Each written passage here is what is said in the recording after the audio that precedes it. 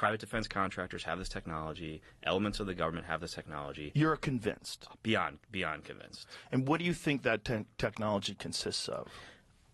I have been completely convinced by multiple members of the intelligence community, the military, senior leaders in government, people who are running the Senate Armed Services Committee, the Senate Intelligence Committee, someone who sits on the White House National Security Council, that our country has recovered dozens of crashed craft of non-human origin, and done so since the 40s.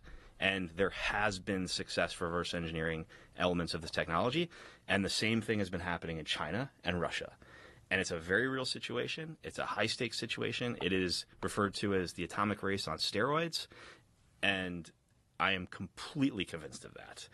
And the contractors the defense contractors that people like Jay Stratton and Lou Elizondo and people on the Senate Intel Committee have told me are involved are Lockheed Martin, Northrop Grumman, Raytheon, Battelle, big companies that have a lot of resources and are advancing this technology, but it's all so classified and so deeply hidden that it hinders progress. And the fear that if this technology got out, it'd be used by bad actors to create weapons of mass destruction has sort of prevented the scientific progress that could be better for mankind, that could be good for mankind. Like this technology, to quote Hal Puthoff in the film, he says, this is the key to interstellar travel.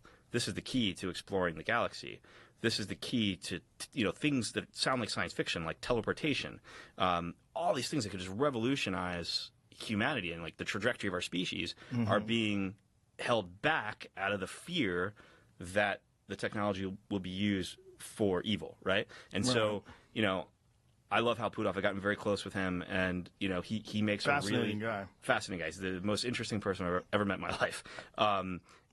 He makes a great point in the film of saying he believes, despite the risks this technology could be used for bad, he believes we should make it known and make it a humanitarian issue of how we all collectively go about safely using this technology to change the world for the better and avoid destruction. And we've done that. We have a blueprint for that with nuclear technology, right? Like, there are nuclear weapons. That stuff's classified. We wish they didn't exist, but it does exist. And then we also use nuclear energy for good. Yeah. The question would be, if we're holding back because we're worried that bad actors are going to get it, is China taking the same approach? Because I would imagine they're not. They're not. I would imagine they're full bore, full steam ahead. Yeah, and that's one of the problems. Like that's the same thing with a lot of other technology, right? Oh, yeah. Rubio and Rounds and Gillibrand, three of the most senior leaders in our government, talk very openly about their concern about China and them getting ahead of us on reverse engineering this technology. Rubio says it keeps him up at night.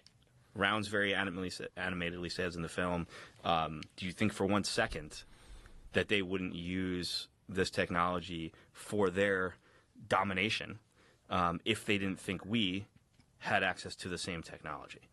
How is everybody getting these crashed UFOs? What's the story behind that? So here's an interesting thing. One of the unexpected things I learned in talking to sources, like real credible people, is that some of the crashes were actual crashes, where just crashes happen, just like they do for you could drive as safe as possible, fly as safe as possible. Crashes are going to happen, but some of them were actually caused by elements of our military intelligence community and elements of foreign military intelligence community people. So like, one of the realizations early on was that nuclear weapon testing has a ripple effect that can down these things. Especially high altitude nuclear testing, which is one of the things that they did in the 1950s in particular. Yeah, and so they started doing it. Yeah. To like shoot fish in a barrel, basically. They did it on purpose? Yeah. And so did Russia. That's why they were doing it? Yeah, and then Russia started doing it. No. Yeah, and then it's like throwing dynamite into the river. It's like fishing with dynamite. Yeah, fishing with dynamite. Yeah. Oh my God, that's so crazy. And which is crazy on multiple levels. A, you could accidentally provoke a nuclear conflict with another party that doesn't know what you're doing. B, you're picking a fight with a more intelligent, superior species.